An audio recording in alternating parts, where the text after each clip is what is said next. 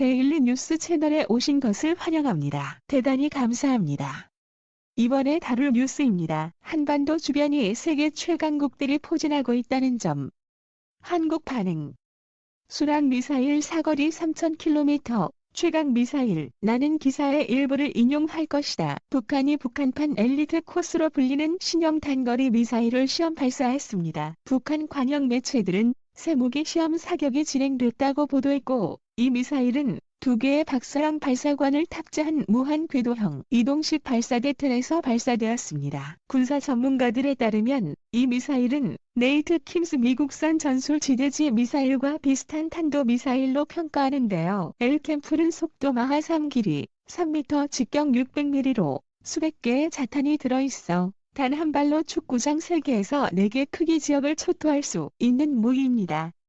북한의 새 무기는 레이테킨스보다 길이와 둘레가 더 크고 비행 속도 역시 2배 빨랐다는 점에서 더욱 큰 파괴력을 갖고 있을 것으로 관측되고 있습니다. 일부 군사 전문가들은 이 미사일이 견고한 군사시설이나 대규모 산업시설 파괴용으로 핵탄두 탑재도 가능할 것으로 추정하고 있습니다. 북한의 시험 발사의 목적은 주로 저고도 정밀 타격 능력을 확인하는데 초점이 맞춰진 것으로 보이는데요. 지난 7월 발사된 미사일은 고도 약 48km로 406 비행했고 8월에 발사된 미사일들은 고도 30km 비행거리 230km로 파악됐습니다. 최대 비행 속도는 둘 다 6일로 동일했는데 특히 두 번째 시험 발사에서는 고도를 18km 사거리를 170km가량 줄여 발사한 점이 눈길을 끌었는데요. 미사일의 정점 고도가 낮아지면 그만큼 요격이 어려워지기 때문이지요. 북한은 이날 신형 무기를 탑재한 테리 울창한 숲속에서 기동의 미사일을 발사하는 모습도 공개하며 이 무기 체계의 은밀한 기동 능력도 과시했습니다. 또한 북한이 지난 5월 이후 북한판 이스칸데르로 불리는 K-23 신형 대구경 조종 방사포 다연장 로켓 등 신형 무기 3종 세트를 사거리 고도를 달리해 발사해오고 있으며 북한이 공격을 한다면 이들 미사일을 다양한 지점에서 다양한 패턴으로 동시에 쏠 것이기 때문에 방어가 아주 복잡해질 것이라고 군 전문가들은 말하고 있습니다. 북한이 최근 개발한 신형 무기 3종 세트는 북한판 캠프 K-23 신형 대구경 조종 방사포인데요. 신형 3기가 발사되면 기존 무기 체계와 달리 사거리도 길어지면서 고도는 낮아지고 속도는 빨라졌다는 점과 모두 고체 연료의 이동식 발사 차량을 이용한다는 점 등에서 발사 시간 단축과 발사 원점의 다양화로 한미 정보 자산의 탐지 및 선제 타격이 어렵기 때문입니다. 현재 한국은 점점 증강하는 북한의 미사일 위협에 대응해 한국형 미사일 방어 MD 체계의 방어 지역을 확대하고 미사일 요격 능력을 더욱 강화한다는 방침인데요. 국방부가 최근 발표한 2020년에서 2014년 국방중기 계획에 따르면 탐지거리 800m 이상의 탄도탄 조기 경보 레이더 2대 및 이지스 구축함 레이더 스파이원들을 추가해 전 방향에서 날아오는 북한 미사일 탐지 능력을 확보할 계획인 것으로 알려져 있습니다. 북한은 새로운 대륙간 미사일 IB 및 화성 15용 발사에 성공했다고 발표하며 국가핵 무력 완성을 주장하고 있습니다. 이에 대응한 한국의 미사일 기지와 발사대를 정밀 타격할 수 있는 한국이 운용 가능한 대표적인 미사일에 대해서 알아보겠습니다. 우선 대표적으로 미국 나이큐 미사일을 참고한 우리나라 최초의 국내 개발 탄도탄 현무 미사일이 있습니다. 현무 미사일은 사정거리 180km 수준의 지대지 탄도 미사일이었습니다. 괜찮은 능력의 전술 탄도탄이었으나 아무래도 짧은 사정거리가 문제였는데요. 따라서 한국군은 사거리가 300m급으로 업그레이드된 모터를 개발하게 됩니다. 이전의 현무 미사일보다 위력과 신뢰성 사거리가 대폭 강화되었고 단순화되고 신속해진 지 벌써 체계 INS와 GPS를 복합적으로 운용하는 항법 장치로 인해 명중오차 반응 시간 등이 비약적으로 향상되었다는 평가입니다. 또한 현무는 다양한 버전으로 계속 업그레이드가 되었습니다. 현무 2B는 사거리가 500km로 연장된 모델인데요. 탄도 역시 1톤으로 기존 500kg에서 늘었습니다. 또한 2016년에는 사거리 800km의 개량형 현무2C가 공개되었었는데요. 한국은 현무2와 현무 소리를 합쳐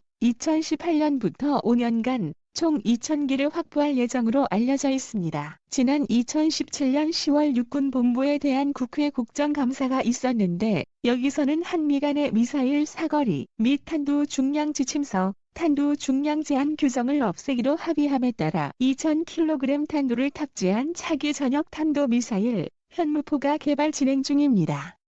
또한 현무포는 개발이 마무리 단계인 것으로 알려져 있는데요.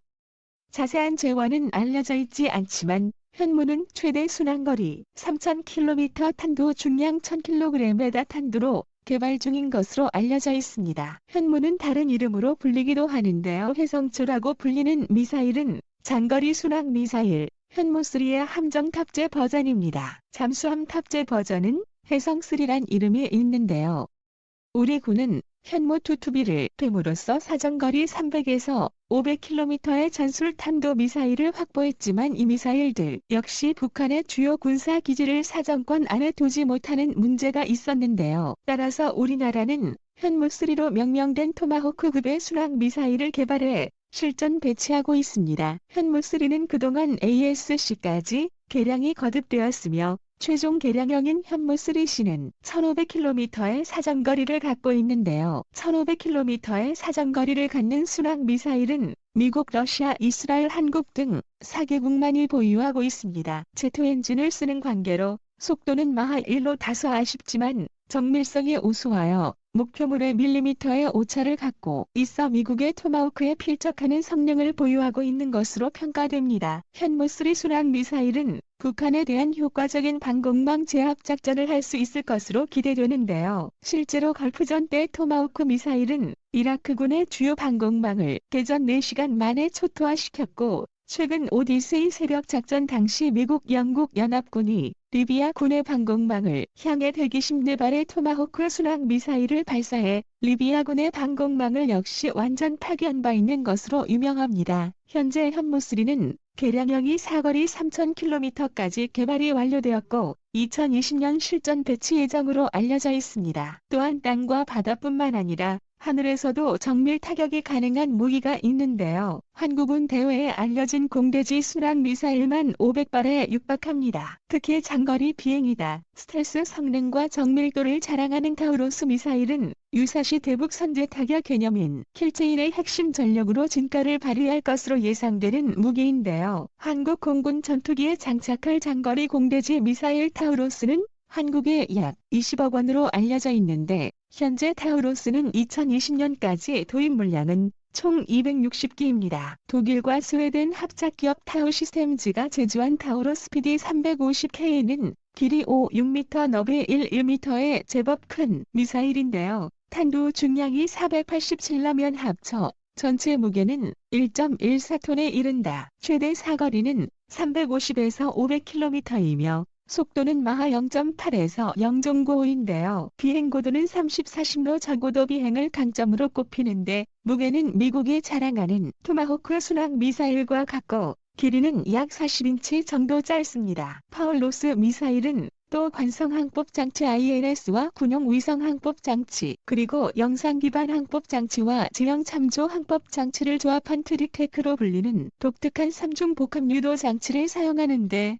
3중 복합 유도 장치는 다른 유도 장치의 고장이 발생하거나 GPS 전자전 공격을 받더라도 나머지 장치들을 사용함으로써 미사일이 목표물을 계속 타격할 수 있도록 해줍니다. 또한 탄두는 메피스토라는 별명을 가진 특수 폭탄으로 되어 있는데요. 메피스토는 관통, 탄두와 침투 탄두로 구성되어 있으며 무게는 480kg입니다. 지능형 시간을 이용해 목표물의 특성에 맞게 적절한 시점에 폭탄이 폭발하고 범퍼를 공격할 경우 관통탄으로 범퍼를 뚫고 들어가면 이어 침투탄두가 터져 표적을 완전히 파괴합니다. 또한 스텔스 기능을 적용해 북한 레이더망에 탐지되지 않으며 군용 GPS를 장착해 전파교란 속에서도 1m 반경 이내 목표물에 대한 정밀 타격이 가능할 것으로 알려져 있는데요. 타우루스는 미사일의 정확도가 1m 이내로 두께 6m의 범퍼도 파괴할 수 있고 스텔스 성능까지 갖추고 있어 한국군의 대북 선제 타격 개념인 킬체인의 핵심 전력으로 꼽고 있고 현재 한국의 주력 기종인 F-15K의 2발이 타우루스를 탑재할 수 있어 한 번에 다수의 북한 지하 벙커를 파괴할 수 있는데요.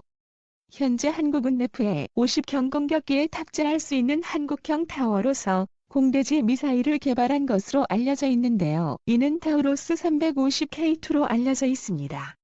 이 미사일은 F-50의 작은 기체에 장착할 수 있도록 무게는 1톤, 길이 4,000m로 타우루스보다 좀 작고 비행 속도는 마하 0.6에서 0 정도, 비행거리는 400km로 알려져 있습니다. 최종적으로 한국형 타우루스는 200발 이상 생산할 예정인데 현재 한국이 보유하거나 보유 계획 중인 것으로 알려져 있는 독일산 타우루스와 한국형 타우루스 총 보유수는 약 600여 기까지 늘릴 예정이고, 미사일은 F-50에 F-15K, F-16 전투기에 장착할 수 있고 이동식 발사대와 함정에서 발사할 수 있도록 개발 중인 것으로 알려져 있습니다. 타우루스가 실전 배치되면 북한 영공에 들어가지 않고 북한 전역에 대한 초정밀 타격이 가능해지는 것입니다. 한국의 주력 전투기와 해상에서 동시에 600여 발의 스텔스 미사일인 타우루스가 발사된다면 한국 전력 강화에 크게 기여할 것으로 기대됩니다.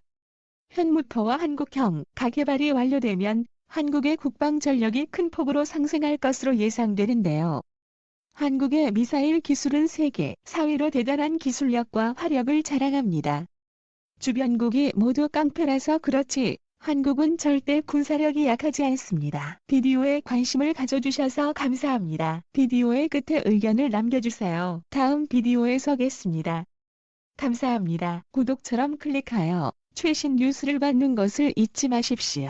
이 뉴스를 본 사람들의 반응을 살펴보겠습니다. 고성능 미사일과 잠수함 전력만큼은 최대한 확보할 필요성이 있습니다. 초강대국에 둘러싸인 우리로서는 최종적인 강력한 보복 전력을 가질 때 주변국들의 오판을 방지할 수 있습니다. 다행히 정부 및 군 관계자들의 해안과 국방과학연구진들의 우수함과 노력이 우리들을 든든하게 하고 있고요. 관련 종사분들에게 항상 감사드립니다. 다 필요 없고 자주 국방만이 우리를 지켜줄 뿐 누구도 우리를 대신해주지 않는다는 점, 한반도 주변이 세계 최강국들이 포진하고 있다는 점, 우리가 믿는 우방인 미국도 자기네 국익이 우선해야 지켜주지 그에 반하면 언제라도 등 돌릴 수 있다는 점. 결론, 현무 5 이퀄 5,000km, 5톤, 현무 6 이퀄 10,000km, 10톤 가져와 사거리 3,000km, 탄도 중량 3톤으로 순항 미사일로도 하고 1,000기 탄도 미사일로도 만들어주세요. 1,000기, 총 2,000기 정도 돼야 할 듯. 아래 위에서 잘한다. 어차피 군사력 균형으로 남북한 전쟁은 없다. 세계 군사 강국으로 가자. 그래야 최소한 침략 당하지 않는다.